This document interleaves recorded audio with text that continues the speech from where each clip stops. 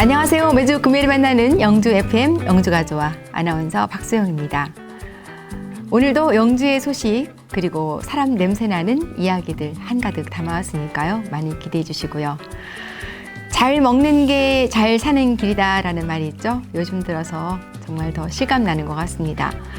잠시 후 클릭 영주인에서는 음식으로도 몸도 챙기고 마음도 챙기는 그런 건강한 비법 살짝 공개해 드릴게요. 그럼 영주가 좋아 지금 바로 시작합니다.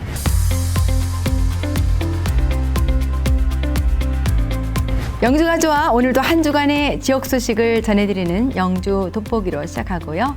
이어서 클릭 영주인에서는 음식으로 몸과 마음을 돌보는 식치의 지혜를 함께 전해드리겠습니다. 마지막으로 월별 핫 이슈를 테마별로 알아보는 이슈앤토크가 유익한 이야기로 준비됐으니까요.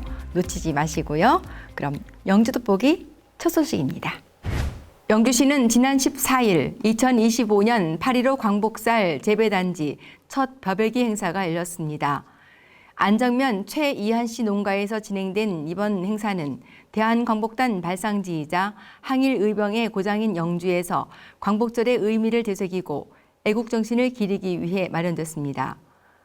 올해 첫 수확한 8.15 광복살은 극조생종인 진옥벼와 해담벼, 밀양 396호 품종으로 지난 4월 24일 모내기 이후 113일 만에 결실을 맺었습니다. 시는 이번 첫 수확을 시작으로 이달 말까지 총 120톤을 거둬 4kg과 5kg 포장 제품으로 추석 명절 전 소비자들에게 공급할 예정입니다.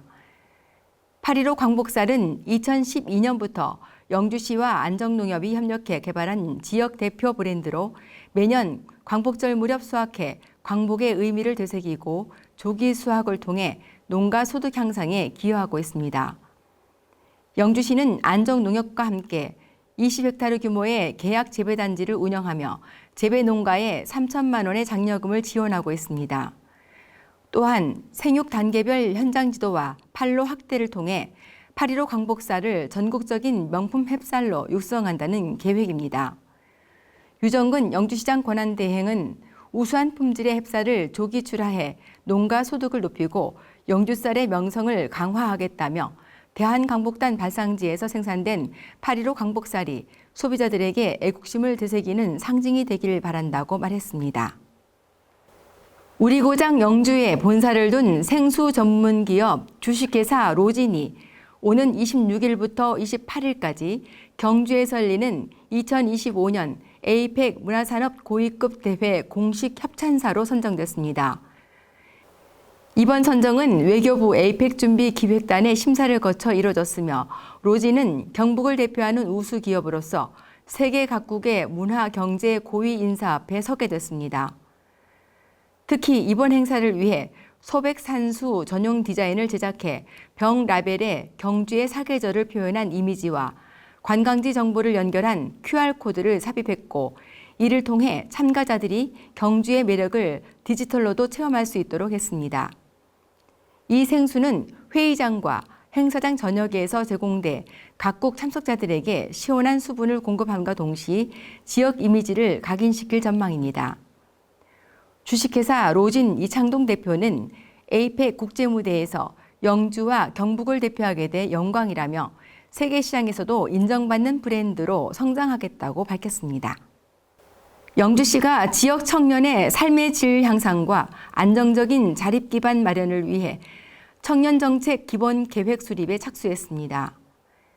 이번 계획은 영주시 청년 기본 조례에 따라 5년마다 수립하는 법정 계획으로 2025년부터 2029년까지 중장기 청년 정책 방향을 제시하게 됩니다. 영주시는 지난 13일 시청에서 정책 워크숍을 열고 용역 추진 현황과 주요 과업을 공유했습니다. 유정근 영주시장 권한대행 주재로 열린 이번 워크숍에서는 관계부서 실과장과 시의원, 청년정책위원회와 청년협의체위원, 지역대학 관계자, 용역수행기관 등 40여 명이 참석했습니다. 워크숍에서는 청년 현황과 기존 정책 성과 보고, 자유토론, 질의응답이 진행됐으며 청년 당사자와 전문가의 의견이 직접 제시돼 현장성 있는 정책 설계 기반을 마련했습니다. 영주시는 이번 용역을 통해 생애주기별 맞춤형 청년 정책 발굴을 목표로 정책 성과 점검과 청년 실태 분석, 미래 수요 반영, 그리고 관계기관 및 전문가 협력 체계 강화 등을 추진할 계획입니다. 지금까지 영주 돋보기 전해드렸습니다. 오늘도 영주 FM 테마가 있는 음악 89.1 여러분과 함께하는 영주 FM 같이 웃고 같이 들어요. 영주의 얼굴 89.1 영주 FM 89.1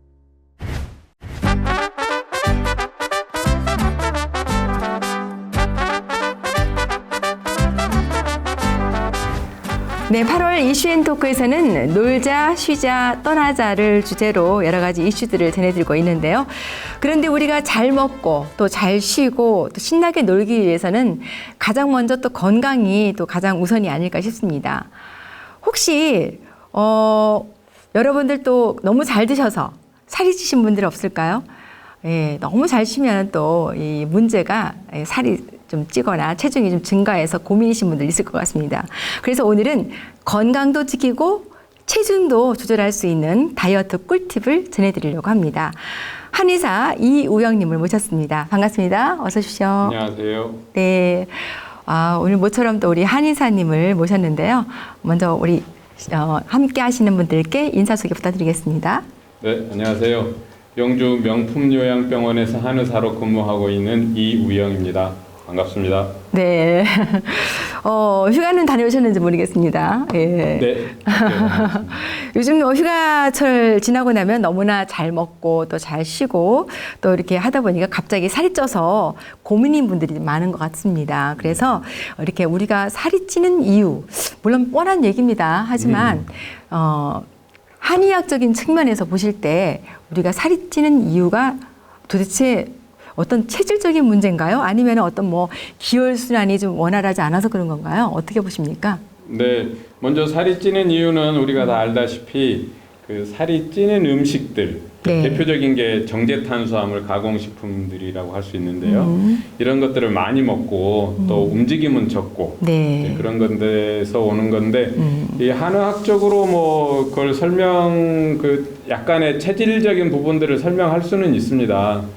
그게 이제 아무래도 잘 찌는 사람이 있고 네. 또 같은 걸 먹어도 덜 찌는 사람이 있는데 그 근본적인 어떤 그 해결 방법이나 접근 방법은 동일하기 때문에 굳이 그렇게 어떤 체질적인 차이를 두어서 치료를 하거나 그렇게 하는지는 않고 있습니다. 네, 그래서 그 일반적으로 이야기하는 부분들 이제 오늘은 그런 걸 말씀드리려고 하는데 네. 그런 것들에 준해서 이렇게 실천하시면 될 거라고 생각합니다.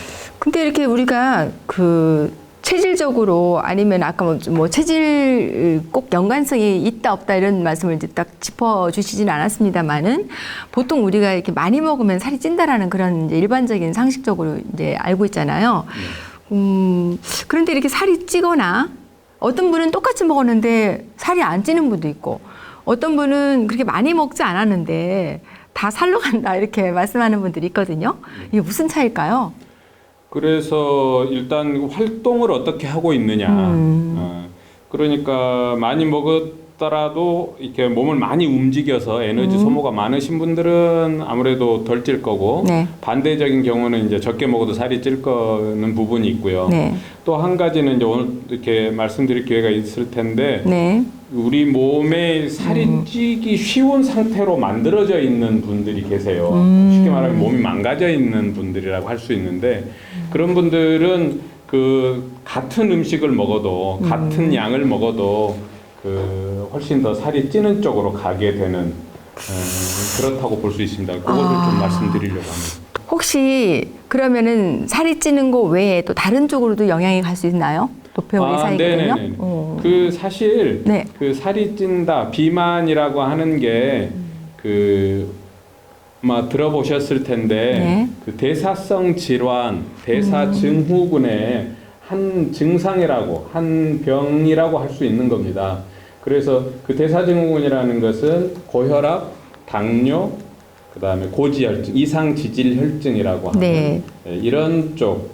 그 다음에 이제 더 나아가면 뭐 심혈관 질환, 뇌혈관 질환, 치매 네. 이런 쪽하고 다 관계가 있지요. 아, 그렇군요. 네. 이 해독 작용, 그러니까 그 살찌기 쉬운 환경을 바꾸는 방법은 이제 그 제가 잠깐 말씀드렸지만 인슐린 저항성을 개선해야 되고 또 하나는 이제 노폐물을 우리 스스로 제거하는 기능이 있어요. 그걸 네. 오토파지, 자가 포식 작용이라고 그러는데 이 자가 포식 작용이 활성화되도록 만들 수가 있습니다. 그 인슐린 저항성을 개선하고 자가 포식을 활성화시키는 한마디로 방법이 간헐적 단식이라고 할 수 있죠. 들어보셨죠?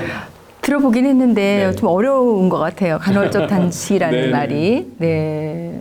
뭐 어떻게 하는 게 간헐적 단식인가요? 간헐적 단식은 이제 식사를 끊는 거잖아요. 네. 근데 완전히 끊는 게 아니고 간헐적으로 끊는 거죠. 그래서 그 24시간 중에서 12시간에서 14시간 정도 공복 시간을 갖는 겁니다. 그러니까 12시간에서 14시간은 일체 물 이외에 어떠한 음식도 그 칼로리도 섭취하지 않는 것. 그러면 이제 나머지 시간에만 식사를 한 2회 정도 하고 한두 번 하고 나머지는 단식을 하는 것. 이제 이걸 기본적으로 간헐적 단식이라고 하죠. 예를 들면 저녁에 7시에 식사를 마쳤어요. 네. 그럼 이튿날 아침 7시까지 12시간? 아니면 9시까지 9시면 저녁 14시간? 예. 네. 저녁 아무것도 물도 먹으면 안 되나요? 물은 물은 괜찮아요. 네, 네, 네. 그렇지만은 다른 이제 칼로리가 있는 음식들은 네. 전혀 안 된다. 예, 예, 예. 그리고 또 점심은요?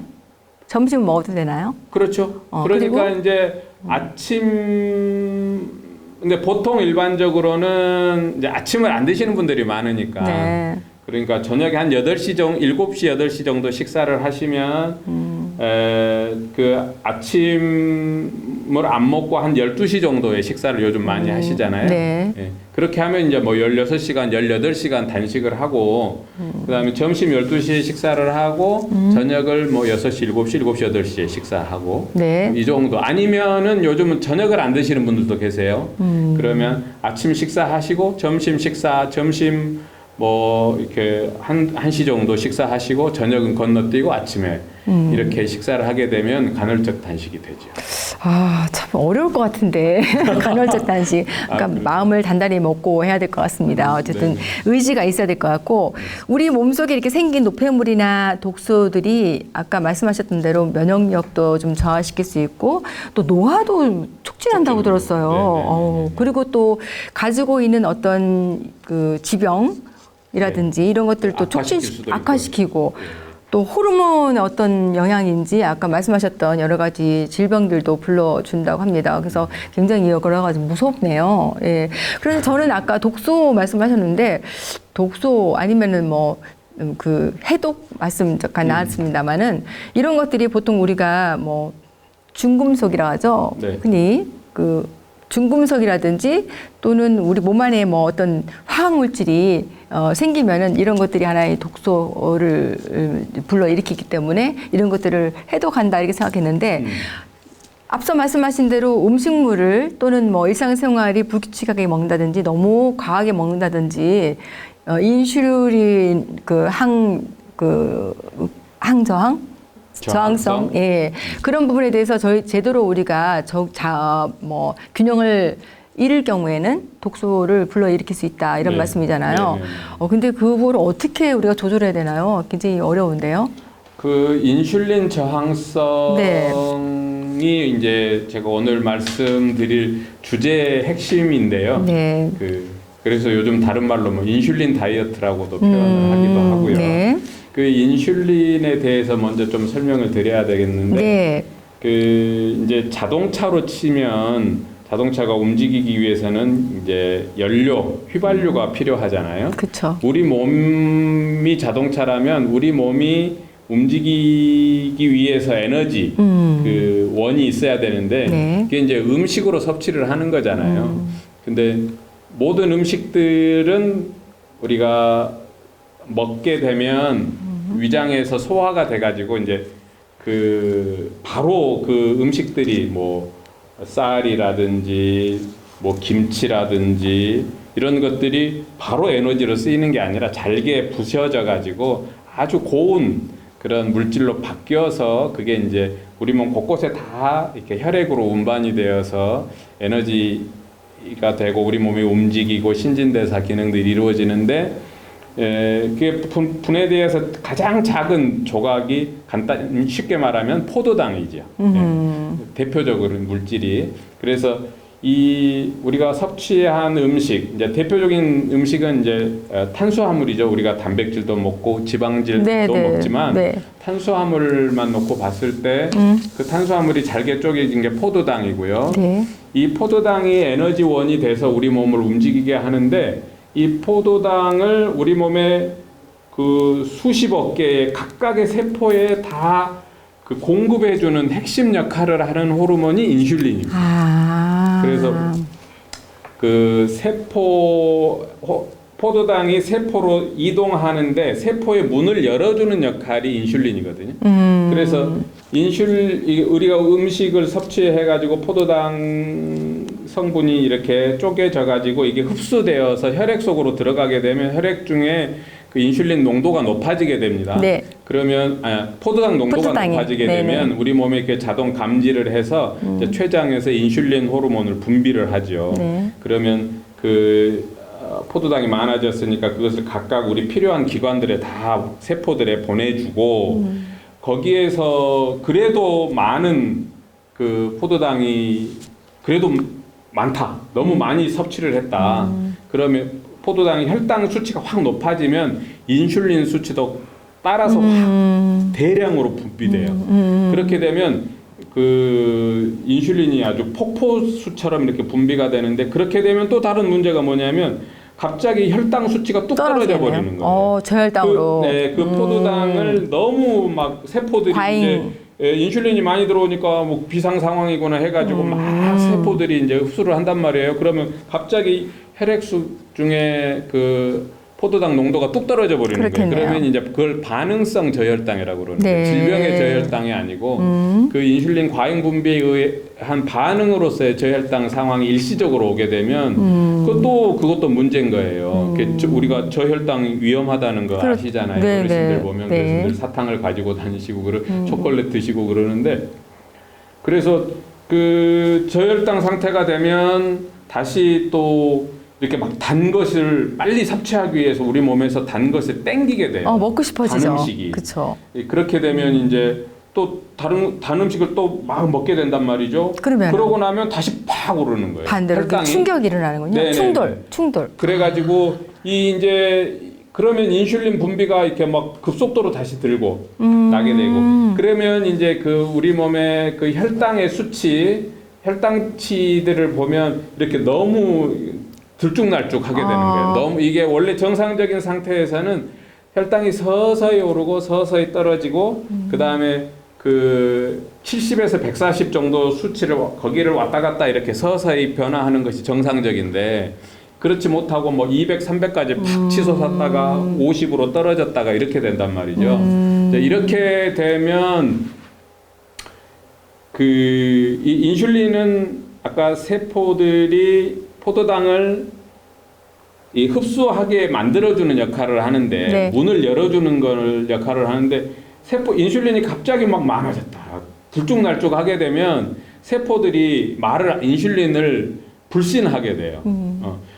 인슐린 많이 나왔을 때는 그 포도당을 많이 흡수했었는데 이게 너무 자주 빈번하게 되다 보면 이제 그 내성이 생긴다. 말을 안 듣겠네요. 세포가 인슐린을 말을 잘 안 듣게 되는 상황이에요. 내성이 생긴다 그러고 저항성이 생긴다 그러거든요.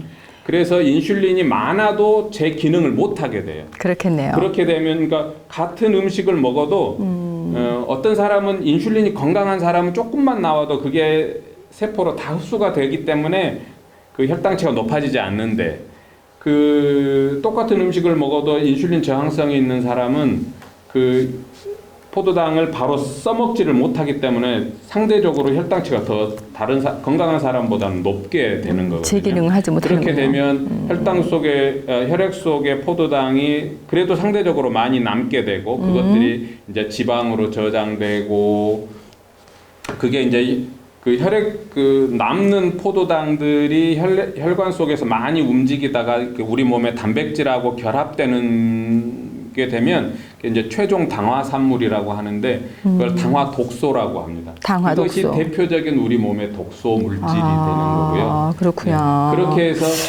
하여튼 인슐린 저항성이 생기면 인슐린이 기능을 제대로 못하게 되는 우리 몸의 상태를 고장난 상태라고 할 수 있고 네. 그렇게 되면 당화 독소가 많이 생기고 그런 문제들이 생기게 됩니다. 아, 인슐린 저항성이라는 게 이렇게 좀 위험한 거군요. 네, 그 그래서 인슐린이- 이제 그 심해지면 당뇨로 가는 거예요. 그러니까요. 그 인슐린이 그 혈당을 내려주려고 하는데 네. 그 세포가 잘 반응하지 않는 거죠. 네, 네, 네. 그러다 보니까 혈당이 잘 내려가지 않는 그리고 상태. 그 원인 그렇게 세포가 그 인슐린 말을 잘 듣지 않게 되는 핵심의 원인은 아까 말씀드린 것처럼 그 급격하게 혈당을 올리는 음식 섭취. 그게 이제 그 과식도 되지만은 그 정제 탄수화물이라고 그래서 단 음식이죠, 단 음식. 네. 우리 입에 넣자마자 단 거. 사탕, 초콜릿. 네, 네. 아이스크림, 음료수. 네. 그 다음에 우리의 주식은 곡류잖아요. 네네. 쌀, 뭐 잡곡 이런 것들. 흰 쌀하고 현미를 비교해 보면 네. 현미는 많이 씹어야 되죠. 단맛이 많이 나죠. 씹어야 단맛이 납니다. 네. 그 말은 분해되어서 단맛이 나는데 단맛이 느낀다는 건 포도당이 됐다는 거고요. 네. 그래서 그 포도당이 되는데 시간이 오래 걸린다는 뜻이고 흰 밥을 좋아하는 이유는 씹자마자 달아버리잖아요. 이렇게 부드럽고 그렇기 때문에 그 훨씬 포도당으로 되는 시간이 짧아요. 그 말은 먹자마자 포도당 수치가 확 오른다는 뜻이에요. 그렇군요. 그래서 그런 음식들을 많이 섭취하는 것이 그렇게 인슐린 저항성을 일으키는 또 근본 그래서 원인이 되는. 그래서 당이 좀 높으신 분들은 현미라든지 이렇게 잡곡밥을 필히 드신다라는 얘기 하시더라고요. 인슐린을 급하게 분비하게 하는 음식이 있을 것 같아요. 네네. 좀 아까 좀 말씀 초콜릿하고 네네네. 그것이 정제탄수화물, 가공식품, 예, 그런 것들이 있을 거군요. 반대로 이제 우리가 거친 음식이라고 표현하는데, 그러니까 정제되지 않은 음식이죠. 그래서 곡식으로 치자면 이제 이 정제되지 않은 곡식을 이제 통곡식. 통곡식. 네. 그래서 정제라고 하는 게 이제 쌀을 깎는 거잖아요. 네, 겉에를. 도정하는 거죠. 도정을 네. 하고 겉에 도정을 했으면 현미 상태고 네. 그것이 거친 부분 그 섬유질이 많고 오래 네. 씹어야 되고 네. 네. 그렇기 때문에 네. 그걸 깎게 되면 이제 하얀 백미가 되는데 이제 그걸 정제한다고 그러는데 정제하지 않은 상태의 곡식 탄수화물 그걸 이제 그 통곡식이라고 하고 영어로 이제 홀 그레인이라고 표현해서 이런 그 정제되지 않은 음식들이 사실은 이제 섬유질도 우리 몸에 굉장히 중요한 그런 네. 어떤 그렇죠. 우리 섭취해야 될 그런 식이 섬유라고 할 수 있는데 이런 것들을 섭취하는 것뿐만 아니라 그걸 먹었을 때 그 서서히 포도당으로 변화가 분해시켜서? 되면서 혈당치가 서서히 상승하게 되는 그런 상황이 되기 때문에 그렇게 그 정제 탄수화물, 비정제 탄수화물, 통곡식 건강한 식사가 그렇게 중요한 것이라고 할 수 있죠. 이 방송을 지금 보거나 듣고 계신 분들 중에서 혹시 나도 인슐린 그 저항성이 있으면 어쩌지? 아니면은 혹시 체크해 볼 수 있는 네. 간단하게 뭐 그렇게 뭐 좀 눈으로 아니면은 뭔가 이렇게 우리가 테스트해 볼 수 있는 거 혹시 있으면 좀 알려주세요. 네, 그 인슐린 저항성은 네. 다른 말로 하면 네. 탄수화물 중독증이라고 표현하기도 해요. 그 표현이 이제 중독증이라고 그러니까 조금 부정적이어서 요즘 네. 그 인슐린 저항성이라는 단어를 더 많이 사용하기는 하는데 네. 탄수화물 중독증이라는 것이 그 중독이라고 하는 것이 이제 그걸 자꾸 찾는다는 거잖아요. 그래서 그 인슐린 저항성이 생기면 이 반응성 저혈당이 오는 문제 때문에 네. 단 것을 자꾸 땡기게 되는 것이죠. 그러니까 어떤 분들 보면 요즘은 또 사실 그런 식생활 문화 때문에 이 식사를 잘 하고 나서도 그 다음에 디저트로 케이크를 먹는다든지 달달한 것들을 이렇게 찾는 것들이 어떻게 보면 문화처럼 이렇게 되어 있는데 그게요. 옆에서 먹으면 또 먹어져요. 예, 또 먹으라고 그렇게 하고 원하면 이게 먹고. 습관이 되어 가지고요. 그렇대요. 보니까. 이게 그러니까 인슐린 탄수화물 중독증은 현대인이라면 네. 뭐 정도의 차이가 있을 뿐이지 어느 정도는 있다고 그래요. 그 단 것이 밥을 먹고 나서 얼마 되지 않았음에도 불구하고 단 것이 땡기는 거예요. 조금 더 탄수화물 중독증이 저항성이 진행된 사람분은 이게 이제 특히나 포도당이 절대적으로 필요한 우리 몸의 기관인 뇌거든요. 네. 뇌는 사실 우리 몸의 아주 작은 그런 사이즈를 차지하고 있지만 우리 몸에서 포도당 소비가 제일 많은 기관 중에 하나가 뇌거든요. 그렇게 뇌가 움직이는데 핵심 에너지원이 포도당이기 때문에 네. 포도당이 떨어지면 뇌가 작동이 정상적으로 안 되는 거죠. 그래서 저혈당 상태를 느끼는 상황에서는 이게 이제 무기력해지거나 몸이 피곤해지거나 이렇게 되는데 그럴 때 단 것이 땡기는 사람들이 있어요. 있죠. 그래. 한 서너 시경 되면은 뭔가 생각나지 않아요? 당 떨어졌네 뭐 이렇게 우리가 흔히 말을 하잖아요. 아니 뭐 하다못해 밀크 커피 있잖아요. 왜 일회용 믹스커피. 네. 그거라도 한 잔 먹으면 좀 뭔가 위로가 되는 것 같아요. 정신이 반짝 나는 것 같으잖아요. 네. 그게 카페인의 효과도 있지만 탄수화물에 달달한 거. 네, 탄수화물의 효과인 거죠. 그 유혹에 빠지면 안 되는 단계 들어가면 혈당 수치가 올라가면서 번쩍 이렇게 정신이 나는 거죠. 뇌 쪽으로 포도당이 확 이렇게 공급이 많이 돼가지고 그래서 아무튼 그런 식으로 피곤할 때 단 것이 땡기는 경우 그건 상당히 탄수화물 중독증, 인슐린 저항성이 있다고 봐야 되고요. 그럼 또 잠깐 질문해 드릴까요? 네. 자, 사실 저는 뭐 아직 당뇨는 없습니다만은 네. 저도 이제 옆에서 누가 먹으면은 저도 따라 먹거든요. 밥을 먹었지만. 근데 사실 밥을 먹고 나면 배가 부르니까 포만감 때문에 다른 건 생각 없어요. 그런데 누가 옆에서 이제 과자를 먹거나 커피를 한잔 한다 하면은 저는 이제 믹스는 안 먹지만은 커피를 조금 먹거나 아니면은 달달한 거 있으면 먹게 되거든요. 근데 이렇게 먹다 보면 이렇게 습관이 되잖아요. 저 같은 경우에도 당이 없다가도 나중에 계속 먹다 보면은 조금 전에 말씀하신 것처럼 인슐린 저항성이 될 수 있나요? 그렇죠. 네. 그렇군요. 이렇게 인슐린 저항성이 되거나 당뇨가 되시는 분은 딱 정해져 있어서 뭐 이렇게 되는 게 아니고 그렇군요. 생활 습관에 의해서 특히나 이제 이게 젊었을 때는 활동량이 많잖아요. 그렇기 때문에 섭취를 해도 활동을 많이 한다는 것은 포도당을 많이 사용해 버린다는 뜻이거든요. 그러니까 혈당이 높아질 여지가 좀 적은데 나이가 들어가면서 먹는 것이 똑같으면 아무래도 활동이 떨어지니까 포도당이 그만큼 상대적으로 우리 혈액 속에 남게 되는 거죠. 이제 그렇게 되면 차츰차츰 인슐린 저항성도 생기고 당뇨도 올 수가 있는 거죠. 연세가 드실수록 아무래도 발생할 수 있는 가능성도 높아지는 그러면 거죠. 지금 혹시 이 방송을 보고 있는 분들 중에서 나는 뭐 당연히 식사를 하고 나면 커피 믹스 하나 먹어야 될 것 같고 습관적으로 나는 비스켓 한 2조각 먹어야 될 것 같아. 이런 분들은 혹시 인슐린 저항성을 의심할 수 있나요? 네. 정말요? 네네. 근데 이제 그것만으로 하기에는 이제 뭔가 이게 확실치가 않으니까 확실한 기준을 삼을 수 있는 게 있어요. 어떻게요? 그게 이제 대사증후군, 이 대사증후군의 근본 원인이 인슐린 저항성이라고 보기 때문에 그래서 대사증후군이 이제 비만 아까 말씀드린 것처럼 비만, 살이 찌는 거, 그다음에 당뇨, 고혈압, 고지혈증, 이상지질혈증인데요. 비만하면은 그래서 이 허리둘레가 늘어나는 비만, 특히나. 어느 정도? 그래서 이 허리둘레를 재봤을 때 남자는 90cm 이상, 또 여자분은 80에서 85cm 이상. 인치로 하면 남자는 35인치 아하. 이상이 되면 허리둘레가 되면 이제 의심을 그건, 하네요. 네, 의심을 대사증후군으로. 대사증후군, 아하. 그다음 인슐린 저항성을 의심할 수 있고 여자분은 네.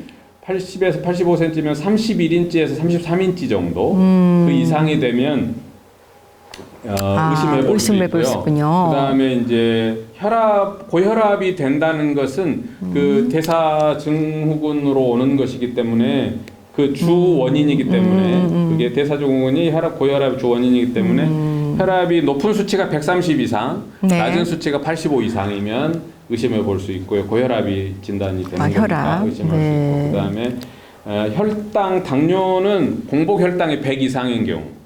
그다음에 이제 이상지질 혈증에서는 중성 지방이 150 이상. 예를 들어서 네, 약을 이면- 복용하고 있어요. 당뇨약. 네. 그러면 상관없나요? 약을 가고 상관없나요? 약을 먹고 쟀을 경우에 상관없나요? 당뇨약을 드시고 계시다는 것은 이미 네, 당이 인슐린 저항성을 넘어서 그게 확 진행이 되어 있는 상태이기 의미가 때문에 그다지 없네요. 당뇨를 갖고 계시는 분은 약을 드시는 분은 이미 인슐린 저항성이 있으신 거죠. 있다고 봐야 가지고 계시는 되는군요. 거죠. 뭐 여러 가지 말씀을 좀 많이 해주는데 시간이 많이 지나가지고요. 제가 또 이게 궁금한 게 너무 많아서요. 해독과 이게 다이어트를 좀 더 이게 효과적으로 하는 방법을 좀 더 여쭤보고 싶은데요.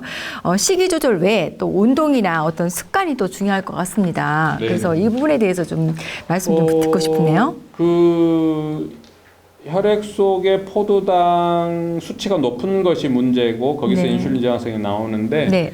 혈액 속의 포도당을 이제 많이 만들어내는 것도 문제지만 소모하지 않는 것도 문제거든요. 그래서 이제 아까 맨 처음에 말씀드린 게 우리가 살찌는 이유가 네. 살찌는 음식을 많이 먹고 많이 안 움직이고 이제 이게 문제라고 그랬는데 많이 움직이게 되면 네. 이렇게 많이 움직인다는 것은 근육을 많이 쓴다는 거고요. 네네네. 그래서 그 우리 몸에서 아까 뇌가 그 포도당을 많이 면적에 비해서 포도당을 많이 사용한다고 그랬는데 사실 제일 많이 그 포도당을 소비하는 우리 몸의 기관은 근육이라고 할 수 있어요. 그래서 이 몸을 많이 움직인다는 것은 근육을 쓴다는 거고 근육을 쓰려면 근육이 움직이려면 작동을 하려면 포도당을 필요로 하기 때문에 네. 그 식후에 이렇게 걷는 것이 굉장히 도움이 되죠. 알겠습니다. 네, 알겠습니다. 어쨌든 건강한 다이어트를 실천하는 것이 중요하고요. 말씀하신 대로 그 만성염증, 만성질환까지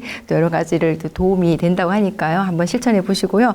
오늘 끝으로 그 다이어트를 고민하시는 분들을 위해서 우리 한의사로서 꼭 한마디 조언을 해주신다면 한 말씀 부탁드릴까요? 네, 그 맛있는 음식을 찾는 것을 무조건 나쁘다고 할 수는 없지요.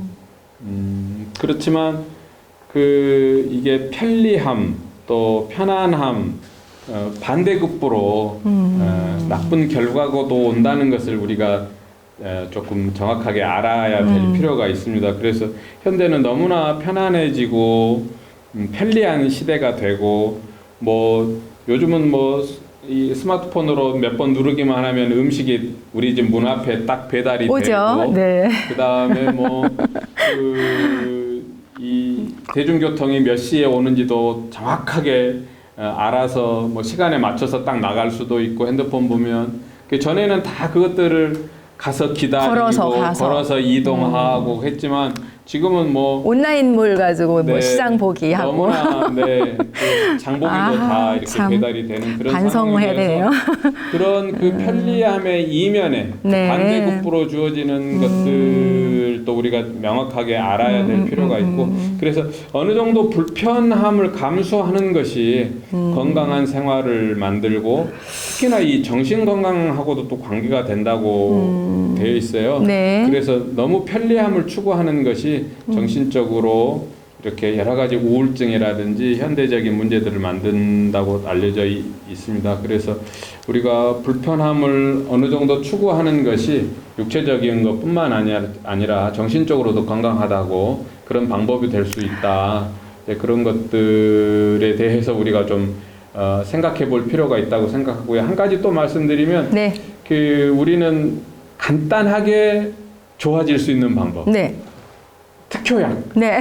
어떤 거 하나만 딱 먹으면 모든 문제가 다 해결될 수 있는 그런 것들을 이렇게 환상 속으로 이렇게 추구하는 경향이 있는데 그렇게 간단하게 쉽게 문제가 풀려버리는 것은 없다. 어떤 환상이다 하는 것을 기억하고 알겠습니다. 근데 이 시중에는 우리를 유혹하는 네. 쉽게 그렇게 해결할 수 있는 것들 이것만 하면 돼 그렇게 달콤하게 속삭이는 것들이 있는데 그런 것들에 너무 이렇게 현혹되지 말고. 현혹되지 마시고 네. 알겠습니다. 내 몸의 건강은 내가 책임져야 된다는 예. 것을 명확하게 그렇게 좀 확실히 인식하셨으면 좋겠다. 네, 알겠습니다. 오늘 말씀을 듣고 보니까요. 무작정 어떤 뭐 굶는다든지 또 아니면 너무 힘든 무리한 운동을 한다든지 뭐 이런 것보다 내 몸의 상태를 좀 바로 알고 바르게 올바른 방법으로 식사 관리를 한다는 거 그러니까 얼마나 중요한지 다시 한번 알게 됐습니다. 휴가철 뭐 맛있게 먹고 또 즐겁게 보내는 만큼 이제는 또 건강한 다이어트를 하면서 다시 한번 리프레시하는 그런 한 주 되셨으면 좋겠습니다. 오늘 좋은 말씀 해주신 우리 한의사 이우영 선생님께 다시 한번 감사의 말씀드리겠습니다. 감사합니다. 감사합니다.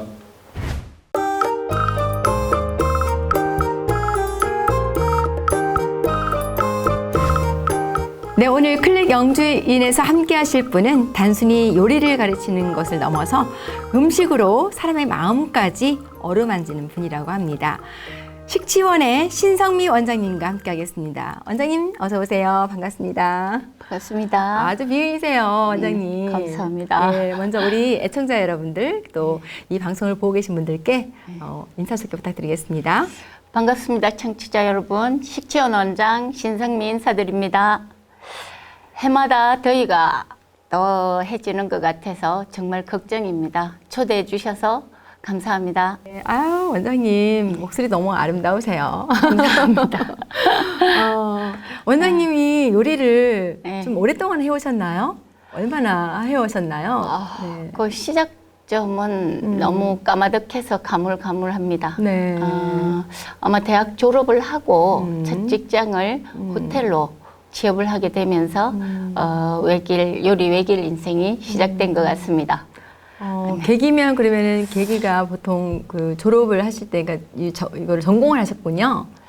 전공은 아닙니다. 전공은 아닌데. 전공은 관광이 아니고 경영이었는데 네. 예, 그 분야로 발령이 나면서 호텔 사업부로 발령이 나면서 거기에서 진로가 완전히 바뀌었다고 볼 수 있습니다. 아, 그게 궁금한데요? 어떻게 진로가 그렇게 관광에서 요리로? 조금 길게 설명해도 괜찮아요. 됩니까? 괜찮아요. 네. 첫 번째 직장은 요리와 상관없는 파트였는데 아마 많은 국빈들이 오고 가는 걸 보면서 그 나라와 나라 사이에 사람과 사람 사이에 팽팽한 긴장감을 음식이 또 서로 화해시켜주고 음식으로 인해서 금방 감정이 녹는 걸 옆에서 보고 음식에 대한 매력을 느끼게 됐습니다. 그런 계기가 있어서 또 요리를 시작했고 하다 보니 또 매력이 느껴졌고 네. 그렇다는 말씀이군요. 그러다 보니 긴 여정을 오셨어요. 그렇죠. 네. 그 이후로 이제 결혼을 하면서 영주로 오게 됐죠. 영주로 오게 되면서 요리 학원을 시작했습니다. 아, 네. 네. 그리고 뭐 청소년 요리 교육이라든지 노동부 국비 과정 또 그 외에 많은 공무 사업들을 수행하면서 다양한 분야의 요리를 접하게 되고 또 영주에서 27년이라는 시간이 지금에 와서 길게 느껴지진 않습니다. 그렇게나요? 네. 하신 지 얼마 안 돼 보이시는데 27년이라면 거의 30년이 다 돼가는데 전혀 외모로는 그렇게 안 보이세요. 감사합니다. 역시 식치를 연구하시고 계속 그 가까이 해서 그런지 모르겠습니다만은 아름다운 비결이. 그러면 혹시 이렇게 긴 여정을 살아오시면서 혹시 한 번이라도 후회하거나 아니면은 좌절하거나 포기하고 싶다 이런 생각을 해보시지 않으셨는지 어떻게 겪으셨는지. 아마 살아오면서 그런 순간이 있었겠죠. 네. 그렇지만 지금에 와서 그 뒤돌아봤을 때 그런 어려움이 있었다. 그 부분은 정말 포기하고 싶었다. 이렇게 기억되지는 않습니다. 대부분의 어려움을 극복하기보다 네. 아마 이제 담담히 겪어내야 된다고 생각했고 또 그 과정을 피하고 싶지는 않았습니다. 담담히 견뎌냈고 그래서 지금 이 자리에 청취자 여러분과 만나고 있습니다. 저희 학원은 또 일반 학원 시설 외에 노동부 직업 학교 성격도 같이 갖고 있습니다. 우선에 인문계 고등학교 3학년 조리 특화 과정이 있고요. 네. 그다음에 노동부 전국민 내일 배움 카드 소지자들이 학원을 국비 과정으로 들어오는 분들도 있고요. 그 외에 일반 학원생들도 자비로 하는 일반 학원생들도 있습니다. 접근 방식이 아주 뚜렷합니다. 네. 그 이렇게 요리 학원을 운영해 오시면서 어떤 나만의 그 교육 철학이 있을 것 같아요. 철학은 어떤 겁니까? 저희들이 또 사교육 분야여서 네. 심오한 교육 철학을 갖고 있다고 자랑할 건 없지만 그래도 모든 교육생들의 삶과 의식에 필요한 실용 학문을 전달한다는 그런 사명감 하고요. 또 관련 산업의 필수 인력을 길러낸다는 그런 자부심이 아마 교육 철학이 되지 않을까 싶습니다. 네. 아우, 교육 철학이 아주 그 포부도 그렇고 굉장히 크십니다. 대단하시네요. 이 식치라는 게 사실 이게 오래됐나요? 혹시 언제부터 시작됐나요? 식치가 우리나라에. 우리나라 식치는 그 기원을 네. 더 길게면 까마득한 옛날의 단군 신화에서도 찾을 수 있습니다. 역사가 깊군요. 그렇죠. 간단하게 환인의 아들 한웅이 또 인간 세상에 내려와서 네. 인간을 다스리고자 할 때, 세상을 다스리고자 할 때 곰과 호랑이가 찾아가서 인간이 되기를 원했죠. 그때 쑥과 마늘을 주면서 100일을 견디라 했는데 호랑이는 못 견디고 또 곰은 3, 7일이 지난 후에 견뎌내서 사람이 되었다는 단군 신화에서 찾아볼 수도 있습니다. 네. 어떤 목적을 가지고 어떻게 될 것이다라는 기대 효과를 가지고 음식을 섭취했기 때문에 그 효능을 사람이 여자가 되는 것으로 효과를 보았죠. 이런 단군 신화에서도 그 식치의 기원을 찾아볼 수 있고요. 네. 역사에서 그 기록이 정확한 기록은 삼국시대 때 발효 음식에서 찾아볼 수 있습니다. 발효 음식. 네. 혼례의 된장이나 네. 간장 같은 그런 발효 음식들, 식혜 같은 발효 음식들을 주고받은 기록이 있습니다. 네. 그 까마득한 그 옛날부터 그 식치의 어원이나 기원을 찾아볼 수가 있어서 상당히 오래 전부터 우리는 식치를 생활화해 왔고 우리가 느끼지 않는 부분에서 이미 식치를 행하고 있을 수도 있습니다. 정말 말씀 들어보니까 그런 것 같기도 하네요. 저희들이 뭐 된장, 일단 가까이는 그렇죠? 고추장, 또 우리가 1년에 한 번씩 담아 먹는 김치, 김장김치도 그렇죠. 예, 숙성을 시켜서 먹으면 거기에 젖산이 숙성이 발효가 되죠. 돼서 네. 네. 또 뭐 매실 뭐 이런 것도 뭐 매실 엑기스 뭐 액체, 매실액이죠? 그렇죠. 예, 그런 것들도 다 발효되고. 음식을 바라보는 관점의 차이인데 관점을 달리하면 식치는 일상생활 속에 언제든지 찾을 수 있습니다. 아, 그렇군요. 그러면 원장님은 이런 식치에 대해서 예. 이게 접하게 된 것이 어떤 계기가 있었나요? 아니면은 음식을 하면서 자연스럽게 네. 예, 그 분야에 대한 관심이 네. 갔던 것 같습니다. 예를 들어서 조선시대 고조리술을 필수로 배우게 되면서 또 관련 분야의 고의서도 같이 접하게 되었죠. 네. 자, 호기심이 이끄는 대로 또는 노화와 생명 연장에 음식이 어떤 역할을 하는가, 질병 예방과 또는 음식으로 기르는 면역성 등을 공부하게 되면서 계속 매력을 느끼게 된 것 같습니다. 그렇군요. 참 식치에 대한 매력이 정말 많네요. 네. 저는 잘은 모르지만 말씀만 들어보니까 이 정도라도 더 파고들고 싶은, 더 알고 싶은 그런 생각이 듭니다. 네. 또 이렇게 원장님 우리 지역에 또 조선시대 때 어떤 민간인들을 위해서 의료와 건강 관리를 위해서 어떤 의료기관이 하나 있었다면서요. 최초의 의료기관. 그렇죠. 네. 저는 지금 있는 우리 둔치에 있는 서천 둔치에 있는, 건물이 어떤 기관인지 분명하게 알지는 못했거든요. 근데 이번에 알고 보니까 재민누라는 기관, 그 정각이 그런 예전의 의료기관이었다면서요. 네. 네. 자세히 좀 알고 싶습니다. 네, 지금 뭐 체계적으로 여러분들께 네. 다 전달할 수는 없지만 네. 우선에 그 재민누는 네. 옛 명칭이 이 영주의 옛 이름인 영천의국이었습니다. 영천의국. 네네. 또 그게 영천의국 안에 약재를 말리는 누각이 재민누였다고 볼 수 있고 그래서 영천의국의 별칭이 재민누의국으로 재민누 이런 별칭으로 시민들한테 자리 잡게 된 것입니다. 약재를 말리는 누각으로 지어졌는데 시대 변화에 따라서 기로소나 또 전별령 장소로 이용되다가 일제시대 때는 학교 시설인 동아학숙으로 이용되다가 또 60년대 대홍수로 인해서 서천의 물길이 구성산 주변에서 지금의 서천으로 바뀌면서 네. 지금 자리로 옮겨서 이건된 것입니다. 원래는 그렇군요. 또 도시 이제 중심에 우리 영주의 중심이 구선상 위에 가항로 주변에 있었던 것 같습니다. 그 주변이 밑에 조계사 건물까지가 다 영천의국의 건물 자리였던 것 같습니다. 자리로 볼 때는 그 규모가 상당했던 것 같습니다. 재민누의국은 그 자체로 우리 지역에 조선시대 최초의 지방의국이라는 큰 가치를 지니고 있습니다.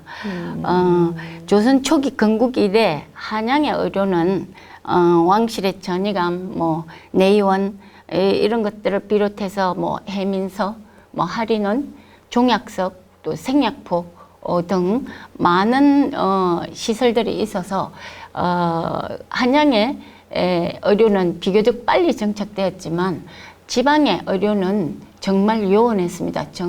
중앙정부의 재정 악화로 인해서 건국 초기에는 엄두를 못 냈습니다.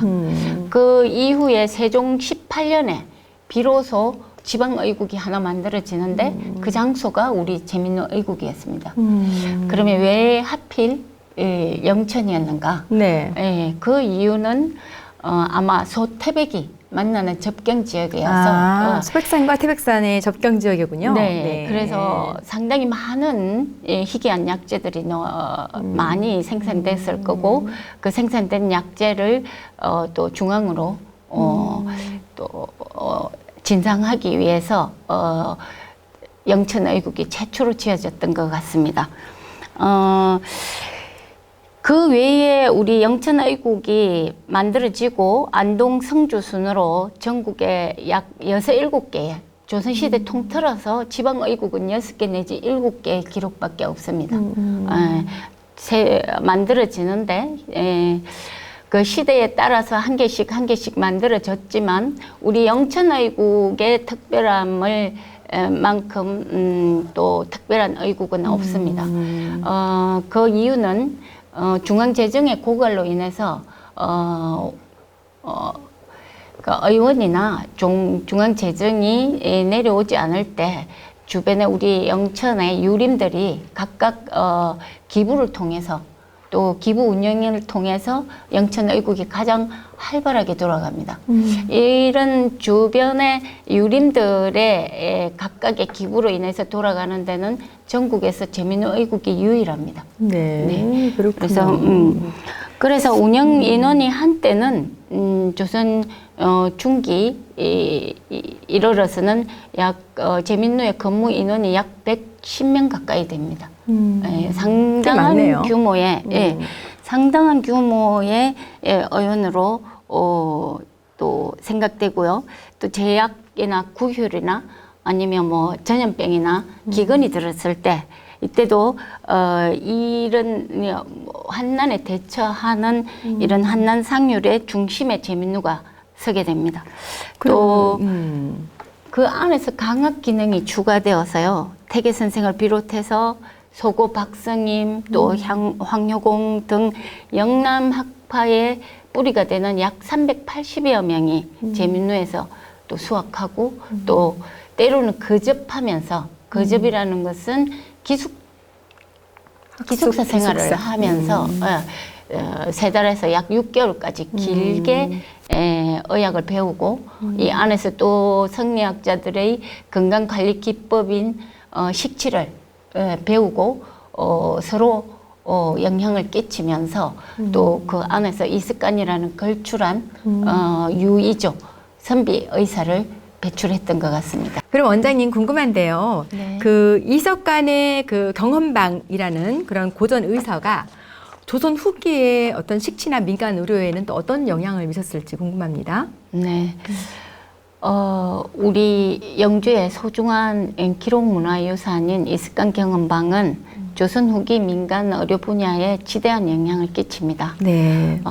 동의보감 사업단장이셨던 안상호 박사님의 고증에 의하면 손자인 이의태가 이습관 경험방을 묶어서 세상에 내놓은 이후로 삼위 이른방이라든지 사이 경험방 등 당대의 유명 의관이나 또는 침술의 저서와 함께 묶여서 간행되어 나옵니다.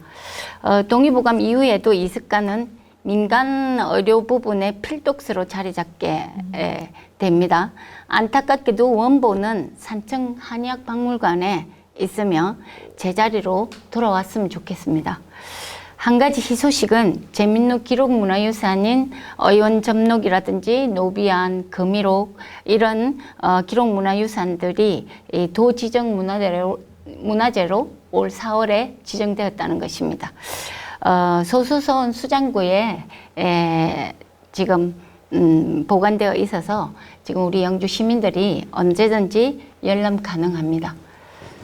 아, 네. 이석간의 경험방에 대한 얘기도 해주셨습니다. 그러면 선생님, 원장님 구체적으로 우리 제민루 의국이라 하셨는데 제민루 의국과 지금 우리가 실천하고 있는 식치 네. 어떤 점, 구체적으로 어떤 점으로 연결해서 우리가 이해할 수 있을까요? 그건 조금 어렵게 느끼실 수도 있는데 네. 식치는 음식으로서의 자기 다스림이지 않습니까?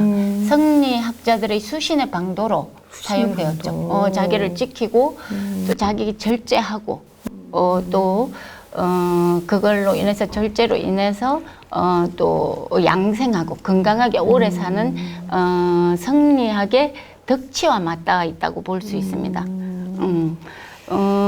그 외에 또 제민루의 역할 중에서 다른 의국은 거의 선비나 양반 계층에서 활용했는데 우리 제민루 의국은 노비나 천민에까지 그 의료 혜택을 다 받았습니다. 아, 그랬어요? 네. 네. 음식하는 사람으로서 제가 짧은 지식에 이런 모든 가치를 설명할 수는 없지만 제민루의 정심 사상은 아무래도 지금 영주의 철학인 선비 정신에 맞닿아 있는 것은 확실합니다.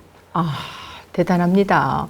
저는 이 제민루가 이렇게 깊은 뜻을 가지고 있는 그런 기관인 줄 몰랐고, 그 단지 그냥 그 당시에 뭐 의료, 그러니까 우리 같으면 지금 우리 현재의 보건소와 같은 뭐 약도 좀 보급해 줄 수 있고, 또 의료를 또 담당하는 그런 기관이라고 저는 이제 단순히 생각했는데, 가만 보니까 이 식치의 문화와의 어떤 초석이 된 거기서 강학을 할 수 있고 그 연구를 하고 또 배움을 주는 그런 기관이라는 그런 깊은 어떤 많은 영향을 주는 그런 기관이었다는 걸 다시금 알게 됐습니다. 네, 맞습니다. 네, 이런 조선시대의 식치 문화가 현대에 와서는 이제 관광 자원으로도 이렇게 활용될 수 있는 것 같은데요.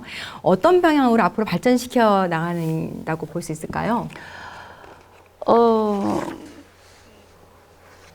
한의 관광 콘텐츠는 네.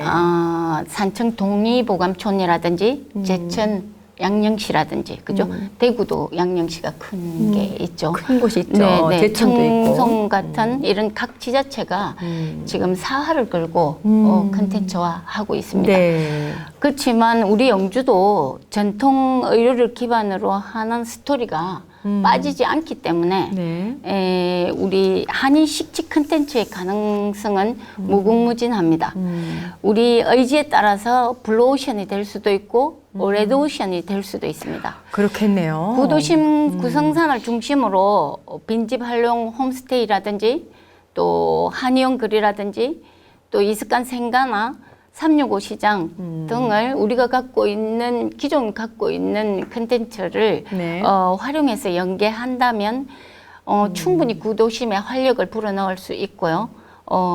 그래서 충분히 이 관광 컨텐츠로서의 가능성으로도 훌륭하다고 생각합니다. 근데 다만 시민들의 해야 된다는 공감대 형성이 필수적입니다. 아무래도 그렇겠죠. 예. 또 누구나 이 식치에 대해서 좀 관심을 좀 많이 가져야 될 것 같고요. 이렇게 식치 문화를 위해서 앞에서 이제 좀 이렇게 좀 이끌어 주시는 이런 분들의 어떤 이런 저변 확대도 좀 필요할 것 같고요. 실제로 원장님께서 이런 전통 그 식치 문화를 체계화시키기 위해서 식치원을 지금 운영하고 계시잖아요. 이 식치원의 어떤 설립 배경이라든지 어떤 철학이라면 어떤 게 있을까요? 소개해 주시죠. 식치원의 설립 배경이라고 하면 아무래도 전통 의료를 기반한 식치 컨텐츠의 지식 기반 구축 의도가 가장 큽니다. 이습관 경험방 식치방을 현대적으로 재해석해서 재현 보건 과정을 음식 특허로 등록하는 일입니다. 네. 현재 상표 등록 음식 특허를 합해서 약 23개 정도까지 완료되어 있습니다. 이런 지식 기반 구축 사업은 우리 지금 당대가 아니어도 미래 세대로 물려줄 문화유산으로 생각되고요. 미래 세대를 위해서 반드시 지금 할 수 있는 일은 해놓아야 된다고 생각하고 있습니다. 아우, 자부심이 또 생기네요. 네. 이 식치원에서 현재 어떤 프로그램이나 어떤 교육 과정이 운영되고 있잖아요. 지역의 주민들에게 어떻게 소통하고 계시는지 또 궁금합니다. 네. 지역에서 이 관주도형으로 하면 또 시민들이 참 좋은데 그게 지금 아직까지는 요원하니까 지금은 이 식치 과정을 네. 노동부 국비 과정으로 승인받았습니다. 또 그 민간 자격 과정으로 또 같이 동시에 승인받아서 올해 상반기 약 130여 명이 식치 교육을 받았거나 진행 중입니다. 네. 그 외에 식치를 주제로 각종 교육 공모를 통해서도 시민들하고 만나고 있는데요. 지금은 교육연구법인에 머물지만 네. 앞으로 상업적으로 활용되었으면 합니다. 알겠습니다. 앞서서 재미있는 의국에 대한 말씀을 하셨잖아요. 네. 그 재미있는 의국의 어떤 전통 의료기관의 그 철학을 현재 식치원의 어떤 교육 철학으로 반영하고 계신 게 있다면 어떤 게 있을까요? 그렇습니다. 재민누의 재민, 네. 애민 사상은 애민 사상. 네. 식치원의 이념과 동일 선상에 있습니다. 네.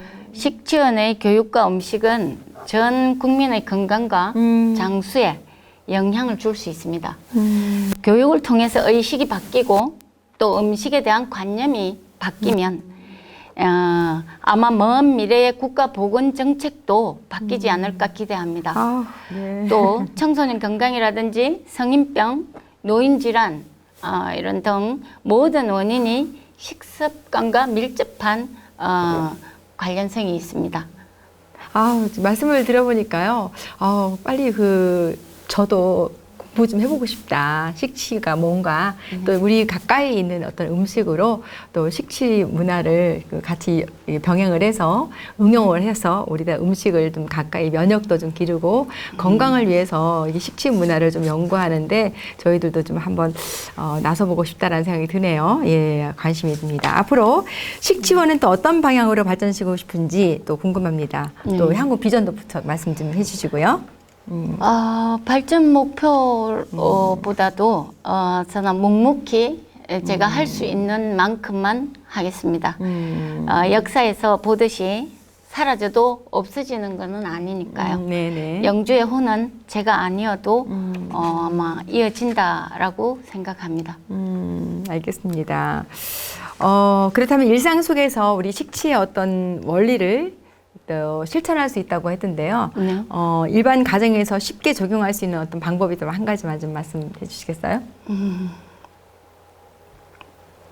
가정마다 가족 문화가 네. 있잖아요. 네. 각각의 문화가 다르니까 네. 음식만 따로 얘기할 수는 없지만 꼭 한마디만 또 네. 조심스럽게 해드린다면 골고루 드시되 소식을 하시라고 권해드리고 싶습니다. 소식. 그건 왜 그런가요? 먹고 싶을 때 먹어야 된다고 생각하는데 너무 또 소식하면 그것도 스트레스일 것 같아요. 먹고 싶은데 그 먹고 싶은 거 못 먹는 것도. 소식이라는 게 꼭 필요한가요? 식치는 단순히 행위나 네. 아니면 음식으로 이해되는데 국한되지 않고 인간 전체의 다스림 문화입니다. 그 중심에 절제가 있습니다. 네. 옛 어른들은 밥을 먹을 때 배가 줄인 가운데 숟가락을 들고 배 부르기 전에 숟가락 넣어라라고 되어 있습니다. 그런가요? 그 자체가 선비들의 양생법, 건강하게 오래 사는 양생법의 기본이 됩니다. 그래서 제가 감히 말씀드리자면 너무 많이 드시지 마시라. 즐거움을 뺏어서 죄송합니다. 어렵습니다. 네. 아니 먹고 싶은데 더 못 먹고 더 먹고 싶을 때 내려놓으라는 그게 제일 어려운 것 같은데요. 네, 네. 우리는 배부르면 그만 먹는다. 아니면은 뭐 적당히 먹으면 이제 그만 먹는다 하는데 그렇죠. 먹고 싶을 때 성리학자들의 내려놔라. 굉장히 자기 다스리면서 가장 기본이 음식 절제였던 절제. 것 같습니다. 네. 왜냐하면 그렇게 돼 있습니다. 세조의 의학론에 보면 풍한 서습을 막고 또 성욕과 음식을 절제한다면 능히 120수를 누리리라 되어 있습니다. 와. 그래서 이것도 아마 생활 전반에 네. 절제를 통한 자기 다스림을 가치를 설명한 용어가 아니겠는가 생각됩니다. 아유, 예, 잘 알겠습니다. 뭐 좋은 말씀이지만 평소에 일상에서 우리가 참 실천하기가 어려운 거지만 그래도 그렇게 절제를 해야만 건강을 잘 다스릴 수 있고 우리 마음을 좀 잘 다스릴 수 있다라는 말씀 같아요. 요즘처럼 근데 원장님 너무 덥잖아요. 네네. 여름철에는 우리가 쉽게 이렇게 음식을 먹고 싶지 않을 때도 있고 입맛 없으면 안 먹고 뭐 먹고 싶은 거 없나 뭐 좋은 거 없을까 이렇게 주변에서 찾게 되는데 혹시 이 식치에 효과적인 뭐 그런 음식이 있다면 여름철에는 어떤 게 있을까요? 음식 하나로의 성질로만 보면 예를 들어서 메밀밥이라든지 또는 매실 음료 같은 게 좋지만 과거와 현재의 환경이 확연히 다르니 또 뭐 정확하게 그걸 드셔야 된다라고 하기 어려운 게 지금 우리는 겨울에는 너무 따뜻하게 지내고 여름에는 너무 차갑게 지내고 있지 않습니까? 네. 네, 그러니까 이거 이론상 그렇지만 꼭 그렇다고 말씀드리기는 어렵습니다. 그래도 네. 말씀하신 대로 하루 한 끼 정도 뭐 제 생각인데요. 한 끼 정도는 그 식치의 그 처방전으로 우리 가족의 건강과 마음을 잘 다스려 보면 어떨까? 예, 그것도 그렇죠. 좋은 방법일 것 예, 같습니다. 예. 연구를 좀 한번 해보세요. 식치원에 대해 그 신성미 원장님께서 이제 아주 식치에 대해서 여러 가지 깊은 말씀들까지 많이 해주셨는데요. 단순한 어떤 요리를 넘어서 이 식치라는 것이 치유의 한 그릇이다. 치유의 밥 한 그릇처럼 만들어가는 식치의 어떤 여정, 그리고 그 여정을 통해서 많은 이들에게 어떤 삶의 원동력과 또 활력을 전하는 그런 신성미 원장님의 따뜻한 그런 열정을 느낄 수 있었습니다. 오늘 이야기가 우리 청취자 여러분들께도 건강한 한 끼를 챙기는 그런 계기가 됐으면 좋겠습니다. 원장님 오늘 또 귀한 시간 내주셨는데요. 우리 마지막으로 애청자 여러분 또 유튜브를 보고 계신 시청자 여러분들께 식치를 연결해서 어떤 생활을 했으면 좋겠어요? 여름 건강에 대해서 말씀해 주시겠어요? 네. 네. 네, 건강보다도 우리가 바쁘게 살고 뭐 엄청 빠르게 변화하는 시대에서 우리가 식치를 한 번 더 되새김질을 해서 선조들의 지혜를 현대에 재해석해서 여러분들의 삶과 건강에 이 식치 문화가 깊숙이 자리 잡았으면 좋겠습니다. 여러분 네. 감사합니다. 오늘 이야기가 청취자 여러분들께도 건강한 한 끼를 챙기는 그런 계기가 되길 바라면서요. 오늘 귀한 시간 내주신 신성미 원장님께 감사드리겠습니다. 오늘 고맙습니다. 감사합니다. 네, 어느덧 입추도 지나고 말복도 지났습니다. 이제는 가을이 오기 전에 다시 몸과 마음을 잘 챙길 때인데요. 오늘 영주가족와 함께한 시간이 잠시 숨 고르는 그런 여유가 되셨길 바랍니다. 한 주 동안 건강도 잘 챙기시고요. 저희는 여기서 인사드리겠습니다. 지금까지 편성책임 김인욱, 기획연출 노봉선, 촬영 편집 김준영, 작가 김보경, 진행의 박소영이었습니다. 언제나 우리는 영주가 좋아. 오늘도 영주 FM 테마가 있는 음악 89.1 여러분과 함께하는 영주 FM 같이 웃고 같이 들어요. 영주의 얼굴 89.1 영주 FM 89.1